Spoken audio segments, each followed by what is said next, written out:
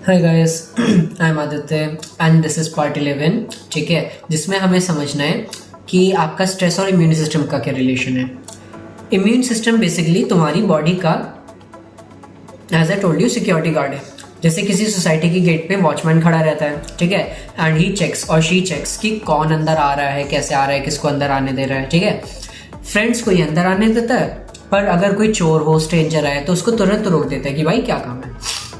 वैसे ही तुम्हारा immune system body के अंदर हर वक्त पेट्रोल कर रहा होता है। ठीक है, उसका मेन काम है तुम्हें प्रोटेक्ट करना। ठीक है, दोनों तरह के थ्रेट्स से। थ्रेट्स कैसे भी हो सकते हैं, इंटरनल जो कि तुम्हारी बॉडी के अंदर इमर्ज कर रहे हैं, जैसे कि एबनॉर्मल सेल्स हो गए, और सेकंड एक्सटर्नल। ठीक है, एक्सटर्नल जैसे आपकी बॉडी पे किसी वायरस, फंगाई ने अटैक कर दिया, राइट। अब यहाँ पे ट्विस्ट आता है स्ट्रेस का। ठीक है, जब तुम्हारा दिमाग स्ट्रेसफुल मोड में होता है ना, तो इम्यून सिस्टम वीक पड़ जाता है। Think of it is this way, तुम्हारा वॉचमैन थोड़ा थक गया, उसकी आंख लग गई, अब क्या होगा, चोर आसानी से अंदर जा सकता है। इसी वजह से स्ट्रेस के टाइम पे तुम्हें कॉमन कोल्ड, इन्फेक्शन या फिर बाकी सीरियस हेल्थ प्रॉब्लम्स पकड़ लेती है। ठीक है, तुम ज्यादा वल्नरेबल हो जाते हो उनको लेके। इसलिए हम लोग कहते हैं कि स्ट्रेस सिर्फ दिमाग को नहीं, पूरी बॉडी को तोड़ देता है, राइट। अब ये सारा जो सीन है ना, ये पूरा कनेक्शन एक अलग ही साइंस की फील्ड में स्टडी होता है, which we call psycho neuro immunology, right. लंबा नाम है, but I just break it down for you. Psycho means mind और इमोशंस, न्यूरो मीन्स ब्रेन और नर्वस सिस्टम, है ना, और इम्यूनोलॉजी मतलब तुम्हारा डिफेंस सिस्टम, तुम्हारे इम्यून सिस्टम की स्टडी। ये फील्ड बेसिकली चेक करती है कि तुम्हारे थॉट्स और स्ट्रेस सिग्नल्स तुम्हारी ब्रेन के थ्रू इम्यून सिस्टम तक कैसे मैसेज भेजते हैं, और उससे तुम्हारी हेल्थ कैसे बदल जाती है।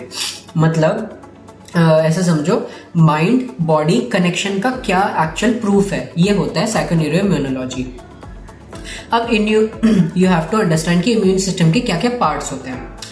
तुम्हारी बॉडी के जो मेन आपके प्रोटैगनिस्ट होते हैं वो होते हैं वाइट ब्लड सेल्स, WBC, जिनको हम ल्यूकोसाइट्स बोलते हैं। ठीक है, अब ये जो WBC ल्यूकोसाइट्स होते हैं ना, इनके अलग अलग फंक्शंस होते हैं। ठीक है, देखो, जैसे पहला होता है T सेल, ये डायरेक्टली इन्वेड करने वाले दुश्मन सेल्स को ना तोड़ देते हैं, जैसे काइंड ऑफ इनको ब्रेक डाउन कर देते हैं। ठीक है, T helper cells, T helper T cells का सपोर्ट स्टाफ होता है जो पूरा इम्यून एक्टिविटी को बूस्ट करता है। ठीक है, एक इंपॉर्टेंट बात है, जैसे जो तुम्हें HIV हो जाता है ना एड्स के दौरान, HIV वायरस इन्हीं सेल्स को टारगेट करता है। ठीक है, और इसी वजह से एड्स होता है, क्योंकि पूरे इम्यून सिस्टम का ना कमांड वीक पड़ जाता है। B सेल्स होते हैं जो कि एंटीबॉडीज बनाते हैं, मतलब जो आपके फॉरेन सेल्स हैं उन पे अटैक करने के लिए chemical kind of gun shots होते हैं, मिसाइल्स होते हैं। ठीक है, जो एंटीजेंस को न्यूट्रलाइज कर देते हैं, पकड़ लेते हैं, ऐसा समझ लो। फिर आपके NK सेल्स होते हैं, नेचुरल किलर सेल्स। ठीक है, ये एकदम आपके बैडास सोल्जर्स की तरह होते हैं, जो तुम्हें बॉडी में घुस आए वायरस या फिर कैंसरस ट्यूमर सेल्स को सीधा खत्म कर देते हैं। ठीक है, अब देखो, प्रॉब्लम ये है कि स्ट्रेस जो होता है ना, स्ट्रेस की वजह से इन सारे एक एक पार्ट्स की ना परफॉर्मेंस डाउन हो जाती है। और अगर स्ट्रेस आपका क्रॉनिक हो गया, मतलब दिन ब दिन चलता जा रहा है, तो NK सेल्स की किलर पावर, ठीक है, जो साइटोटॉक्सिसिटी बोलते हैं जिसको, वो कम हो जाती है। रिजल्ट क्या आता है, तुम्हारी इन्फेक्शन से फाइट करने की कैपेसिटी गिर जाती है, और इवन ऐसा हो जाता है कैंसर डिफेंस भी वीक हो जाता है।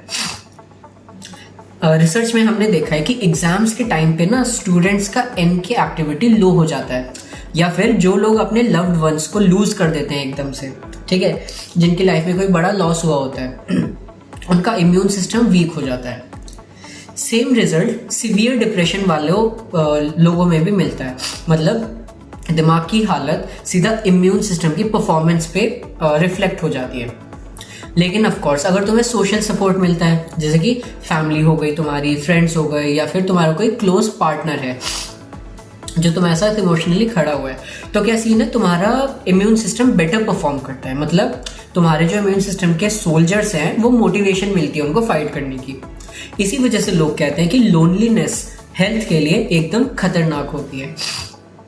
और अगर तुम्हारी इम्यूनिटी पहले से ही वीक है, तो स्ट्रेस तुम्हारी इम्यूनिटी को और ज्यादा डैमेज करेगा। समझ आ गया इतना? सो स्ट्रेस सिर्फ तुम्हारी बॉडी नहीं, तुम्हारे इमोशंस भी हिला देता है, ठीक है।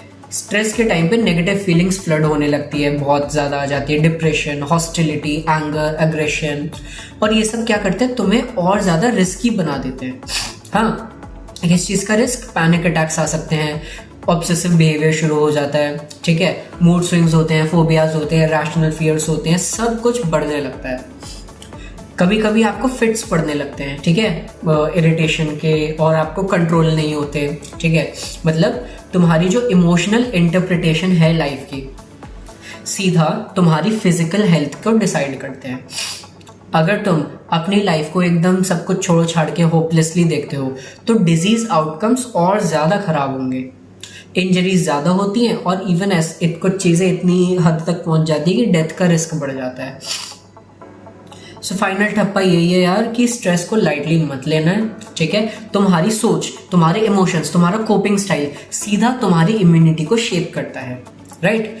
जितना ज़्यादा तुम अपने दिमाग को पॉजिटिव, ठीक है, सपोर्टेड रखोगे, उतना ही ज़्यादा तुम्हारे बॉडी के सोल्जर्स स्ट्रांग रहेंगे। मतलब तुम्हारा जो इम्यून सिस्टम है, ठीक है, वो काइंड ऑफ एक टीम की तरह है जिसको तुम्हें हेल्दी रखने के लिए मोटिवेटेड रखना ज़रूरी है, right. That was all for this part. I will see you in the next one. Like, share और सब्सक्राइब कर देना। I am Aditya.